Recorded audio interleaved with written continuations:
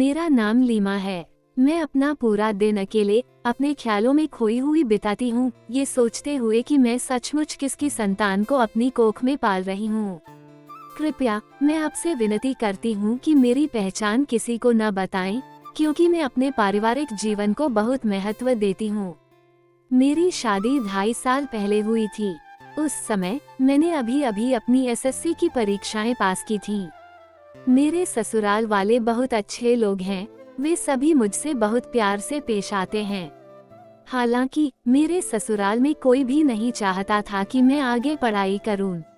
मुझे ये बात साफ साफ महसूस हो गई थी।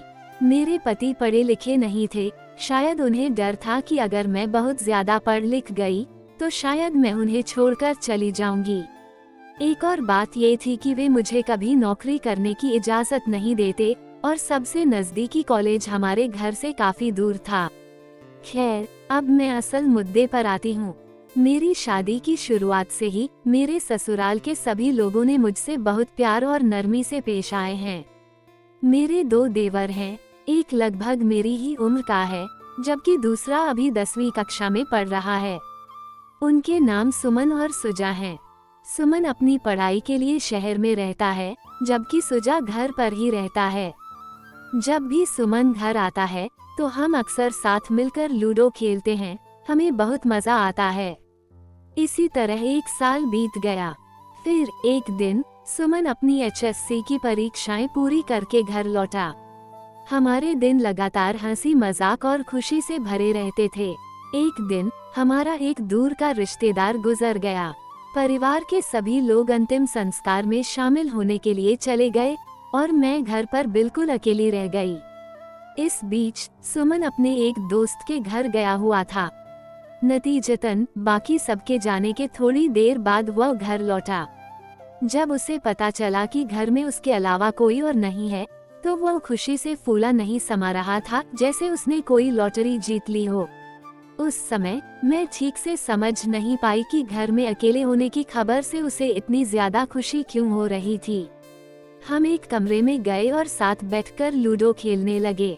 सुमन शरारत में बार बार चीटिंग कर रहा था, इसलिए मजाक में ही मैंने उसके गाल पर हल्के से चुटकी काट ली। ठीक उसी पल उसने अचानक मुझे कसकर पकड़ लिया और अपनी बाहों में भर लिया। तब भी मुझे यही लगा कि वह बस मजाक कर रहा है, लेकिन वह अपनी जगह से 1 इंच भी हिलने को तैयार नहीं था। एक औरत होने के नाते मैं आखिर कब तक एक मर्द का मुकाबला कर सकती थी। चूंकि वह कोई ऐसा इंसान था जिसे मैं बहुत करीब से जानती थी, इसलिए आखिरकार मैंने उसके सामने हार मान ली। और बस इसी तरह मेरे देवर सुमन और मेरे बीच एक शारीरिक रिश्ता बन गया। उसी दिन बाद में दोपहर के खाने के बाद वह मेरे पास आया और उसने फिर से वही काम किया। मैंने अब कोई और विरोध नहीं किया। सच कहूँ तो मुझे भी इसमें बहुत मजा आ रहा था। उसके बाद से जब भी उसे मौका मिलता वह मेरे साथ ऐसी हरकतें करता। ये सिलसिला लगभग 2 महीने तक चलता रहा। उसके बाद सुमन के परीक्षा के नतीजे आए और वह शहर वापस चला गया। फिर 2 या 3 महीने बाद मुझे पता चला कि मैं गर्भवती हो गई हूँ। अब मुझे 6 महीने हो चुके हैं। मैं लगातार उन पलों के बारे में सोचती रहती हूँ। असल में मेरे पेट में पल रहा ये बच्चा किसका है। मैं बहुत ज्यादा मानसिक तनाव में हूँ। मुझ में इतनी हिम्मत ही नहीं है कि मैं ये बातें किसी के साथ शेयर कर सकूं।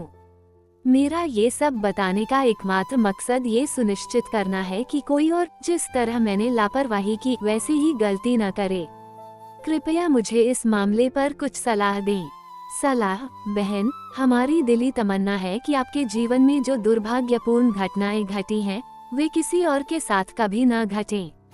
हालांकि इस मोड़ पर आपको अपने पति को ही इस बच्चे का पिता मानना चाहिए, तभी आपको मन की सच्ची शांति मिलेगी।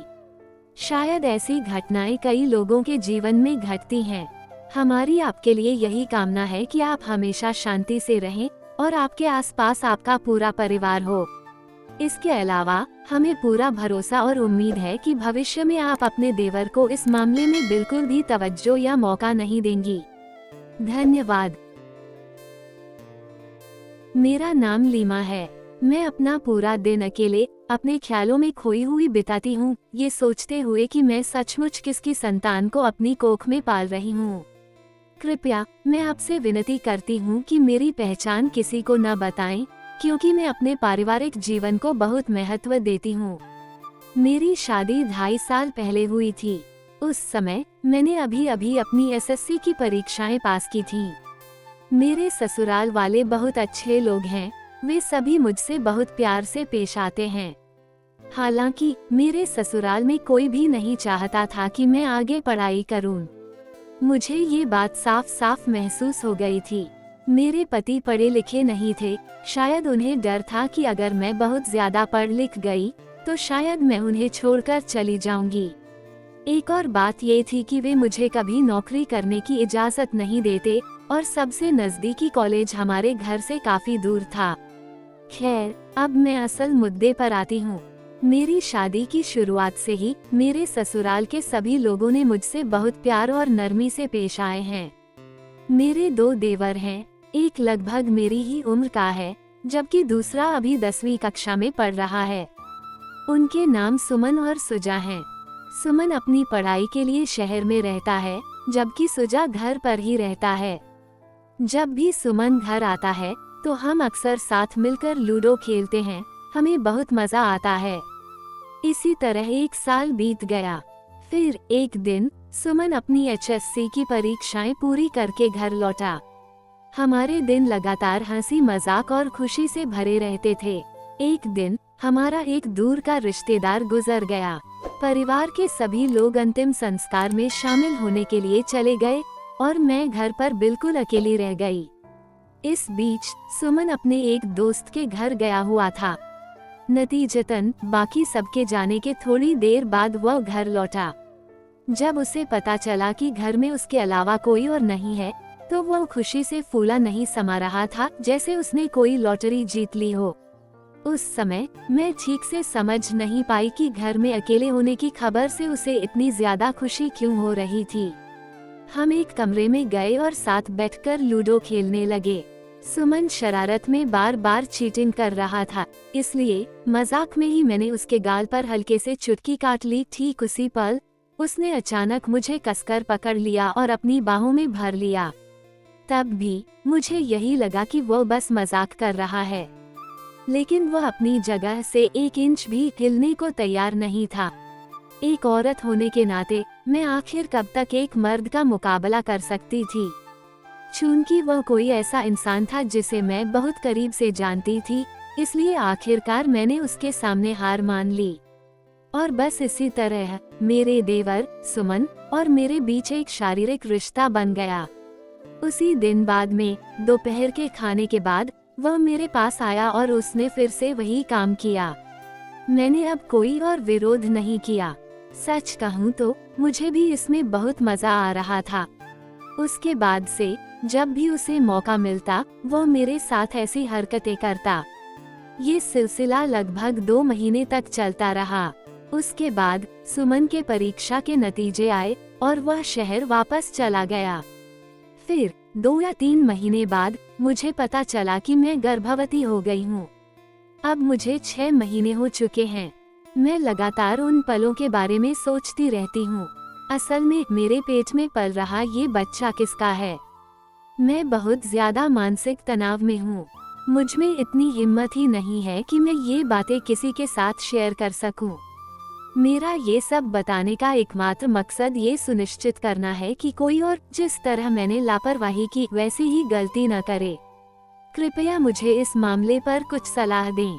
सलाह बहन, हमारी दिली तमन्ना है कि आपके जीवन में जो दुर्भाग्यपूर्ण घटनाएं घटी हैं, वे किसी और के साथ कभी न घटें।